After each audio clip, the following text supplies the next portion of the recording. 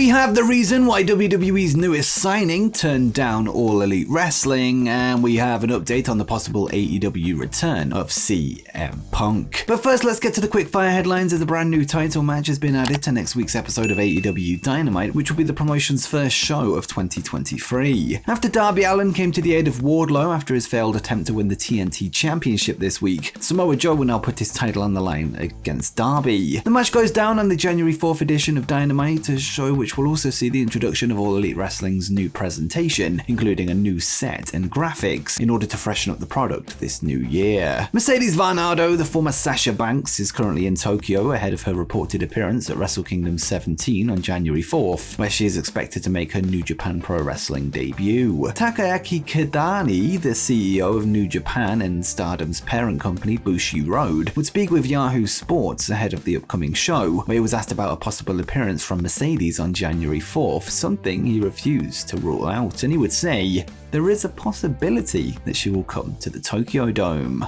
And speaking of New Japan, reigning IWGP Women's Champion Kairi would speak with NJPW's website this week, where she discussed her big title win this past November at the historic Crossover Show. She would reveal that doctors advised her against working the match beforehand, although she went through with it regardless, and Kairi would reveal, I thought I was fully prepared for the 2 nights mentally and physically, but then as I was training right before Osaka, I sprained my foot. My ankle was swollen up really bad and the doctor told me not to wrestle. I got through the Osaka match, which really helped me from a mental standpoint, but with Mayu the next day, I was definitely worried. French-Canadian broadcaster RDS has announced that due to budget cuts, they have had to drop AEW Dynamite from their schedule, with this past Wednesday's episode being the final show to air on the network. Announcer Jean-Francois Kelly would break the news and said, it's been exactly 25 years since I've been in RDS. This decision that I can understand by management to cut AEW wrestling shows is the hardest one for me to take. AJ Styles would seemingly be injured at a WWE house show in Hershey, Pennsylvania last night. This after a trios match that saw him team with Carl Anderson and Mia Yim to take on the Judgment Day's Finn Balor, Damian Priest, and Rhea Ripley. Following a nasty top rope spot, the referee would throw up the X symbol to signify a legit injury, leading to the Phenomena One being helped to the back, struggling to put his weight on his left leg. According to PW Insider, the injury is 100% legitimate, and AJ is said to be getting checked out as soon as possible for what is a suspected ankle injury. IWGP United States Champion Will Ospreay would speak to Fightful ahead of the title defense against Kenny Omega at Wrestle Kingdom next week, where he revealed some details about his current contract. He confirmed that his deal is up in early 2024, so in just over a year's time. It was announced in March 2019 that he had signed a 5-year deal, which lines up with the new interview. According to the Wrestling Observer newsletter, WWE are considering introducing a new championship to Raw or SmackDown,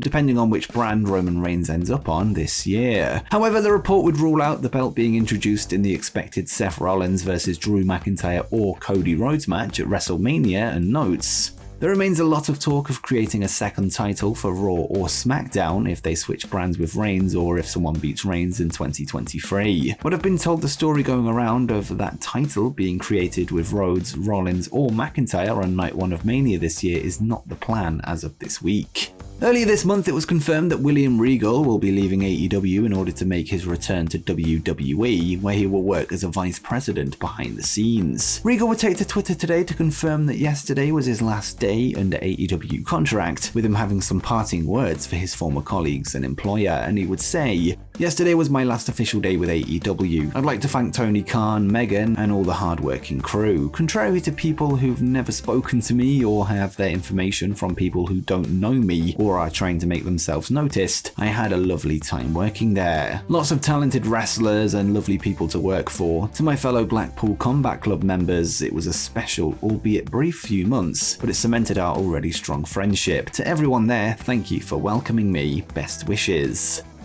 And next up, we have the reason why WWE's newest signing turned down All Elite Wrestling. Earlier this week, news broke that former ROH television champion Dragon Lee had signed with WWE, with him set to join the NXT brand in the new year. In the latest Wrestling Observer newsletter, Dave Meltzer would provide some more information on WWE's interest in Dragon Lee and when it began, with them stating that they have tried to sign him in the past to no success, and the Observer notes, WWE had expressed interest in Lee because they were aware he was on AEW television recently but had no contract. There was interest in Lee in the past, but at the time he was loyal to New Japan, plus he had gotten a much better offer from ROH than WWE offered him when he was negotiating in the past with Canyon Ceman. But then ROH basically shut down. The Observer also provided more details on why Lee turned AEW down in favor of WWE, with him being advised that the already heavy luchador presence on the All Elite roster may work against him. The report adds, "It came down to the idea that right now AEW is so loaded with talent, and as talented as he is, there are so many people who would be ahead of him like Rey Fenix, Penta, Rush, and Bandido, and there's only so many people they can feature with how they do television, let alone the number of Mexicans who are great workers but not great English speakers. As talented as he is, he'd almost surely be lost in the mix in AEW, or at least that was what people who gave him advice believed." The report also adds that Dragon Lee will become the highest paid superstar on the NXT roster, although it was implied that this wouldn't have been the case had Mandy Rose not been recently released. And before we continue, if you're enjoying the video, why not drop a like down below, as it helps me out a lot. And be sure to subscribe to Wrestle Planet with notifications turned on so you don't miss the latest news from all around the pro wrestling world, and join us on the road to 50,000 subscribers.